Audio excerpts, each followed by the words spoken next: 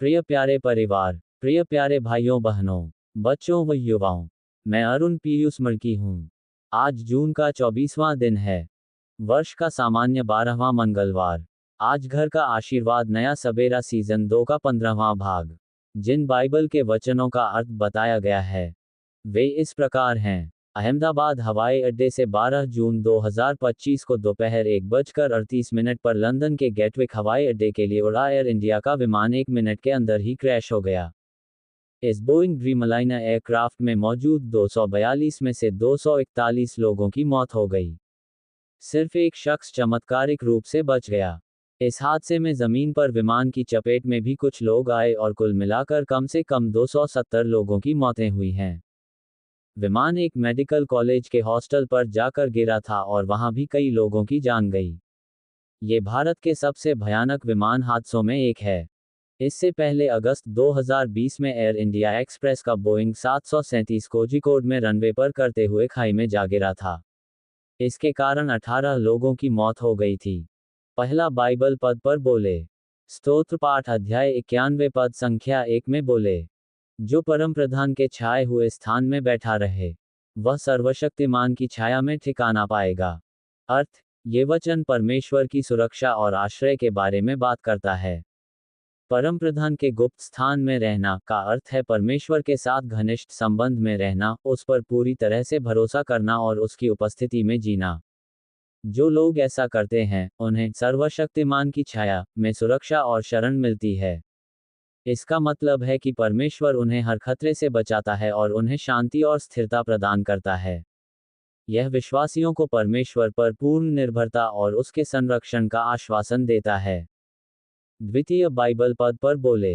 इब्रानियों का नाम अध्याय 4 पद संख्या 1 से 3 में बोले, इसलिए मैं जो प्रभु में बंदी हूं तुमसे विनती करता हूं कि जिस बुलाहट से तुम बुलाए गए थे उसके योग्य चाल चलो, अर्थात सारी दीनता और नम्रता सहित, और धीरज धरकर प्रेम से एक दूसरे की सह लो, और मेल के बंधन में आत्मा की एकता रखने का यत्न करो।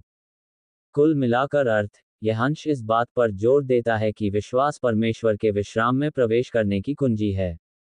ये हमें अविश्वास के खतरों के प्रति चेतावनी देता है और विश्वास के माध्यम से परमेश्वर की प्रतिज्ञाओं को प्राप्त करने के लिए प्रोत्साहित करता है। तृतीय बाइबल पद पर बोले। रोमियो का नाम अध्याय 15 पद संख्या 13 में बोले, परमेश्वर जो आशा का दाता है तुम्हें विश्वास करने में सब प्रकार के आनंद और शांति से परिपूर्ण करे, कि पवित्र आत्मा की सामर्थ्य से तुम्हारी आशा बढ़ती जाए। अर्थ, ये प्रेरित पौलुस द्वारा एक सुंदर प्रार्थना और आशीष है। ये परमेश्वर को आशा का परमेश्वर के रूप में संदर्भित करता है, जिसका अर्थ है कि वह सभी आशाओं का स्रोत है। प्रार्थना यह है कि परमेश्वर विश्वासियों को विश्वास करने में सभी प्रकार के आनंद और शांति से भर दे। अंत में ये प्रार्थना करता है कि पवित्र आत्मा की शक्ति के माध्यम से विश्वासियों की आशा बढ़ती जाए, उन्हें आने वाले भविष्य के लिए मजबूत और सुनिश्चित महसूस कराती रहे। चतुर्थ बाइबल पद पर बोले। प्रेरित चरित अध्याय 1 पद संख्या 20 में बोले, अर्थात उन 7 तारों का भेद जिन्हें तूने मेरे दाहिने हाथ में देखा था, और उन 7 सोने की दीवटों का भेद, वे 7 तारे 7 कलीसियाओं के स्वर्गदूत हैं, और वे 7 दीवट 7 कलीसियाएं हैं। अर्थ, प्रेरित पतरस यहाँ पुराने नियम के स्तोत्रों से उद्धृत कर रहा है ताकि यहूदा के स्थान पर एक नए प्रेरित को नियुक्त करने के बाइबल के आधार को स्थापित किया जा सके। पहला उद्धरण यहूदा के विश्वासघात के कारण उसके आवास या पद के विनाश की बात करता है, जबकि दूसरा उद्धरण बताता है कि उसके पद को कोई दूसरा ले ले, यानी कोई और उसकी जगह ले। ये दर्शाता है कि यहूदा के पद का खाली रहना और उसे भरना परमेश्वर की योजना का हिस्सा था। आखिरी बाइबल पद पर बोले। संत योहन का पवित्र सुसमाचार अध्याय 1 पद संख्या 4 में बोले, और ये बातें हम इसलिए लिखते हैं कि तुम्हारा आनंद पूरा हो जाए। अर्थ, प्रेरित योहन यहाँ अपनी पत्री लिखने का कारण बता रहा है। वह इस बारे में लिख रहा है कि उसने यीशु मसीह को कैसे देखा, सुना और छुआ। इस सत्य को दूसरों के साथ साझा करने का उद्देश्य यह है कि लेखक का आनंद पूरा हो जाए।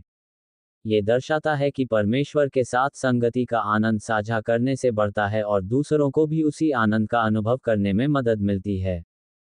ये सभी वचन विश्वास, आशा, परमेश्वर की सुरक्षा, उसके अनुशासन और सत्य को साझा करने के आनंद के महत्वपूर्ण ईसाई सिद्धांतों पर प्रकाश डालते हैं। आइए हम प्रार्थना करें। हे मेरे यीशु ख्रीस्त, हे मेरे पिताजी, हे यीशु की हृदय, हे मां मरियम की हृदय। आज अर्ध जून है। आज 2025 का छठा महीना।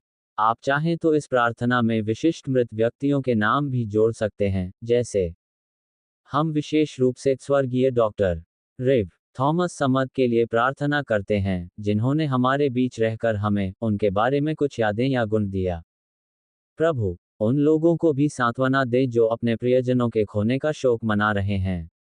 उन्हें आपकी शांति और आशा से भर दें, ये जानकर कि मृत्यु अंतिम नहीं है, और आपके पुनरुत्थान के माध्यम से हम सभी को एक दिन फिर से मिलेंगे।